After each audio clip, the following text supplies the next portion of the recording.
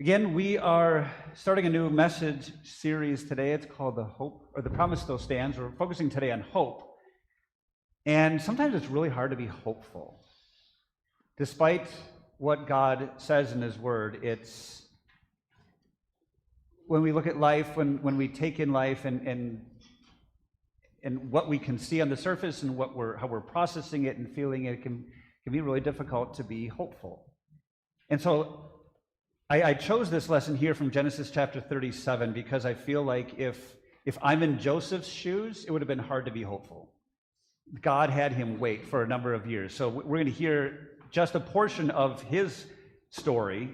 Here he has two dreams, and both of them mean that one day his brothers and even his father, that he would be in a position of authority, and all these people, even his own family members, would be bowing to him.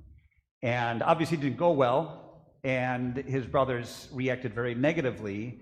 And so even there, more so. If I'm Joseph, I'm like, essentially God revealed this to him, and then he found himself falsely accused. He found himself falsely imprisoned.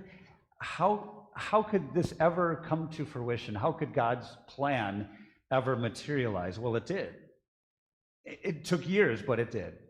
And so even though God sometimes has us waiting, we can still be confident that He keeps His promises. We can still be hopeful. And this is just one of many examples of how God's track record gives us reason to be hopeful. Now, Israel, that's Jacob, loved Joseph more than any of his other sons because he had been born to him in his old age, and he made an ornate robe for him. When his brothers saw that their father loved him more than any of them, they hated him and could not speak a kind word to him. Joseph had a dream. This obviously made matters worse.